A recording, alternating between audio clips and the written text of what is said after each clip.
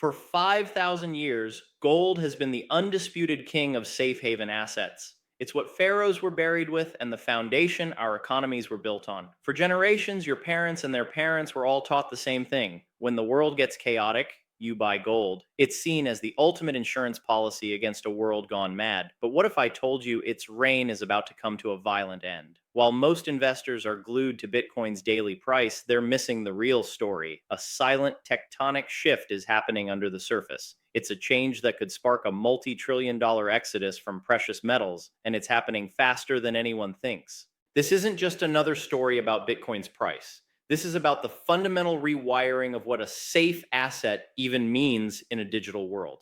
We're going to uncover the one key factor that's fueling this great wealth transfer and what it means for your money and your future. Let's dig in because what you're about to learn will change how you see wealth forever. Let's be honest, the idea that anything could replace gold sounds absurd. It has outlasted every empire, every currency, and every financial crisis in history. It has a 5,000-year track record. When governments print money into oblivion, gold tends to hold its value. When geopolitical tensions flare, central banks and individuals flock to its safety. In times of global uncertainty, gold has often thrived as a safe haven asset, capturing significant investment flows. You can hold it, feel its weight, store it in a vault. For centuries, this physical nature was its greatest strength. But in the 21st century, its physicality has become its greatest weakness. Its analog physical form now represents a series of critical flaws in a world that moves at the speed of light. These aren't small cracks in the armor. They are fundamental weaknesses that a new generation of investors and institutions are starting to exploit. The story you've been sold about gold's eternal stability is beginning to fray, and we need to talk about why. First, to understand the threat, we have to respect the king. Gold's legacy is undeniable. From Roman coins to modern central bank vaults, it has been the bedrock of money. Central banks today hold thousands of tons of it as a final backstop against economic collapse. This isn't just tradition, it's a deeply embedded belief system. Gold means security because it has always been scarce, durable, and accepted everywhere. Its role as a hedge is legendary. During the 2008 financial crisis, it held its ground. In the inflationary 1970s, today, we see central banks in places like China and India buying gold to diversify away from the US dollar. It's doing exactly what it's supposed to do. But this is where the story takes a sharp turn. The world has changed more in the last 30 years than in the 3,000 before it. We live in an age of instant information and borderless communication. And in this new world, gold's ancient strengths are starting to look like fatal weaknesses. Let's break down the four big problems with gold today. First, the portability and transport problem. Gold is heavy, expensive to move, and hard to secure. Not a big deal if you're a central bank with a fortress, but for an individual or a business, moving a serious amount of wealth in gold is a logistical nightmare. Imagine you have to flee a country in crisis. How do you take your life savings? A few coins sewn into a code is one thing. Transporting $1 million worth of gold over 40 pounds of metal is another. You need armored trucks, insurance, and armed guards. Every border is a point of failure, a place for potential confiscation or theft. The wealthy often solve this by storing gold in vaults in stable countries like Switzerland. But this just introduces a new problem: counterparty risk. You are trusting someone else to hold your ultimate safe asset. You have a paper claim on a physical thing thousands of miles away. In a real crisis, the very thing gold is for, will that claim be honored? Will that country's government decide to nationalize it? Suddenly, your physical asset is just an entry in someone else's ledger. Second, we have the verification problem. How do you know a gold bar is real? The short answer is you don't. Verifying gold requires special equipment to test its purity and density. You have to trust an expert who can drill into it or use an ultrasound to spot fakes. The market has been hit with sophisticated forgeries for years. Tungsten bars plated with gold, which have nearly the same density and can fool simple tests. This process is slow and expensive. Every time gold changes hands, it has to be verified all over again. This friction makes gold terrible for fast, large-scale exchange. You can't send a gold bar across the internet to be instantly verified. Finance now moves in milliseconds. Gold moves at the speed of a shipping container. Third, and maybe the most critical flaw, is the seizure problem. Gold's physicality makes it an easy target for confiscation. In 1933, during the Great Depression, President Franklin D. Roosevelt signed Executive Order 6102.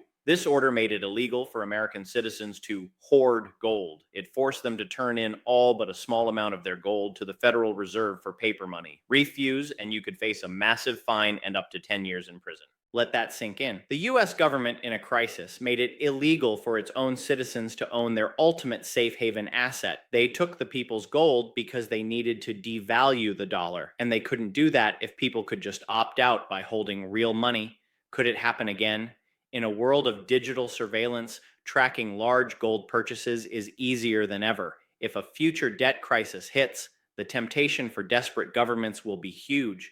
The idea that your vault is safe from a determined government is a dangerous assumption. Finally, there's the supply problem, the illusion of absolute scarcity. A key selling point for gold is that it's scarce. But how scarce, really? Around 216,000 tons of gold have been mined in human history.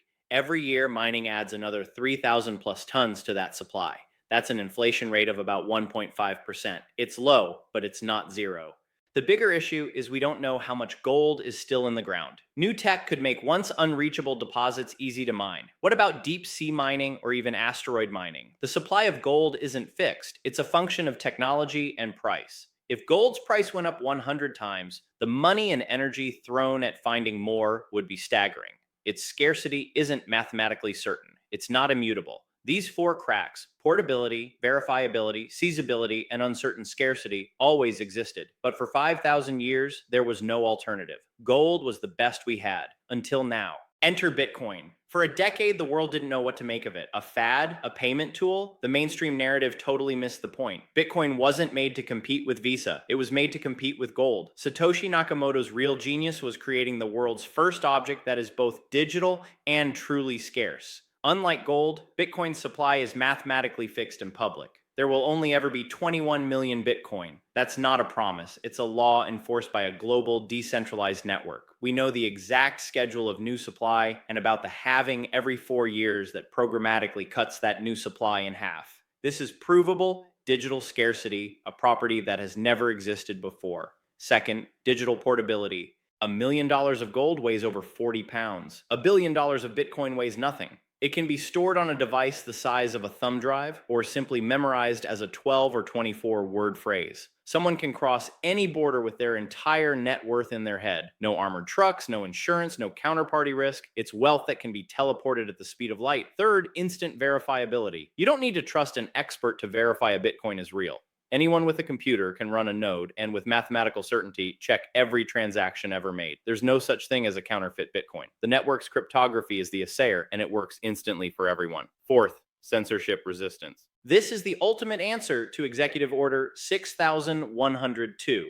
If you hold your Bitcoin properly with private keys that only you control, it cannot be seized without your compliance. A government can't just take it. They can threaten you for your keys, but they can't access the funds without them. This self-custody puts the owner in absolute control, a paradigm shift for property rights. For years, this was all a niche debate, but the theoretical is becoming real, driven by one key factor the market is just waking up to: the financialization of Bitcoin through regulated institutional products. This is the catalyst. For years, pension funds and corporations wanted a piece of Bitcoin but couldn't buy it. Their rules forbade them from holding a weird, unregulated digital asset directly. Then came the spot, Bitcoin ETFs, in early 2024. BlackRock, Fidelity, Franklin Templeton, these are the most conservative asset managers on earth. They built the on-ramps for trillions of dollars to flow from the old world into the new one. Since then, the trend is undeniable. Institutional adoption isn't a forecast anymore. It's happening. We're seeing steady inflows into these ETFs with major firms not just offering products, but making strategic allocations themselves. This isn't speculative retail money. This is a quiet, methodical allocation by the slowest moving capital on the planet. This has created a golden handcuff effect. By managing these products, these giant institutions are now financially incentivized to see Bitcoin succeed. They've gone from skeptical outsiders to the most powerful advocates for the asset.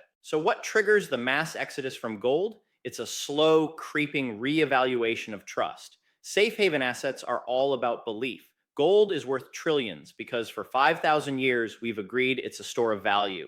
Bitcoin's market cap is still just a fraction of gold's, but that's what makes this so powerful. The institutional ETFs are the mechanism that lets that belief transfer. Imagine a pension fund manager who has 5% of their $100 billion portfolio in gold. Now, a trusted firm like Fidelity offers them a regulated, easy to use Bitcoin product. They don't sell all their gold overnight, they just trim their gold allocation from 5% to 4.5% and put that 0.5% into Bitcoin. That's a $500 million purchase. A small change for the fund, but a massive inflow for the much smaller Bitcoin market.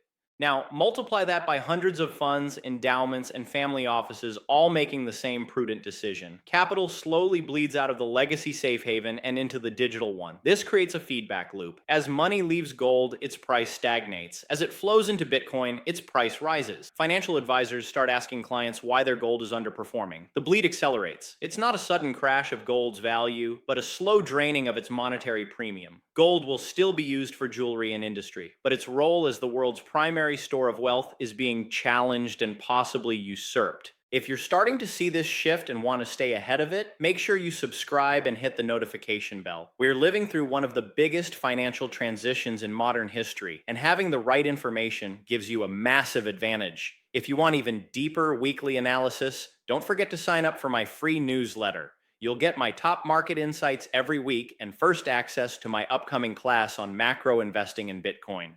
1%, 5%, 10%.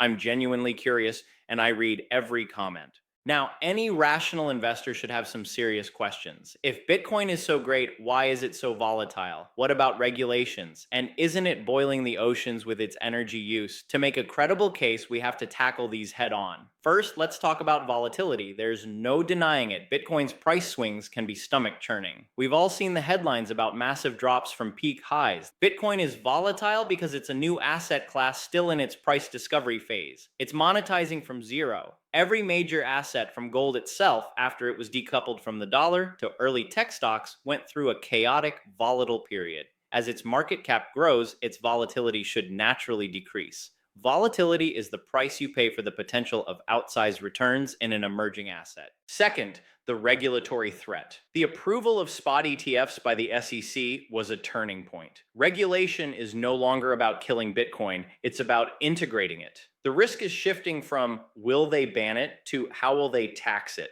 A much better problem to have. With institutions now on board, an outright ban in major economies looks less and less likely. Third, the energy debate. Bitcoin uses too much energy. This is the most persistent and emotional criticism. And it's true, the Bitcoin network consumes a lot of electricity to secure itself. Estimates vary, with some from Cambridge University suggesting around 138 terawatt hours annually, while others like Digiconomist estimate higher figures. But we have to ask, what is that energy for? It's for creating a decentralized, unchangeable global monetary system, independent of any state or corporation. More importantly, we have to be honest about the current reality. While miners are driven by profit to seek the cheapest power, which will increasingly be renewables, the transition is messy. For instance, after China's mining crackdown in 2021, the share of renewables powering the network actually decreased for a time as mining moved to regions with more fossil fuel heavy grids, like the US and Kazakhstan. But let's compare it to the alternative: gold mining. Small-scale gold mining is the world's single largest source of mercury pollution, poisoning rivers and devastating ecosystems like the Amazon. The physical process of gold mining is incredibly destructive to the planet. Bitcoin's energy use is an engineering problem to be solved. Gold's environmental impact is a permanent chemical and physical disaster. So, what does this all mean for you? The conversation is shifting. The emerging risk is, what if you have zero Bitcoin? This isn't about abandoning everything else. It's about understanding that the landscape of risk is changing. For decades, a safe portfolio included stocks, bonds, and some gold. In the 21st century, it might be wise to diversify your insurance policy. The force driving demand for both assets is the same: the relentless debasement of fiat currencies. Both gold and Bitcoin offer an escape, but one is an analog asset with analog flaws, and the other was built for the digital age. One is a leaking lifeboat, the other is a sealed submarine. This isn't about getting rich quick, it's about wealth preservation. So what are the actionable steps? Look, this is not financial advice, but a framework for thinking about it. First, education. Don't just take my word for it. Read books like The Bitcoin Standard. Listen to different perspectives. Spend time to truly understand what this technology is before you invest a dime. Second, consider an asymmetric bet. Many investors suggest a small allocation, maybe 1% to 5% of a portfolio, an amount that, if it went to zero, wouldn't ruin you. But if this thesis plays out, that small allocation could have a huge positive impact on your net worth. Third, if you do decide to own it, learn about self custody. The phrase, not your keys, not your coins, is everything. Holding Bitcoin on an exchange is like keeping your gold in someone else's vault. Learning to use a simple hardware wallet is the 21st century equivalent of learning to use a safe. It is the path to true financial sovereignty. For 5,000 years, gold was the best technology we had for storing value. We live in a digital world, and a digital world demands a digital store of value. Bitcoin was built for this. It's a monetary asset with no physical limits, no counterparty risk when held correctly, and a provably finite supply enforced by math. The cracks in gold's armor, its physical chains, its vulnerability to seizure, are becoming more obvious every day. The catalyst for this great reevaluation is here. Institutional ETFs have opened the floodgates for a slow but relentless migration of capital. This is the bigger story most investors are missing. The great wealth transfer from the analog to the digital world has begun. The only question left is which side of history you'll be on. Do you think gold will still be the primary safe haven asset in a decade? Let me know in the comments.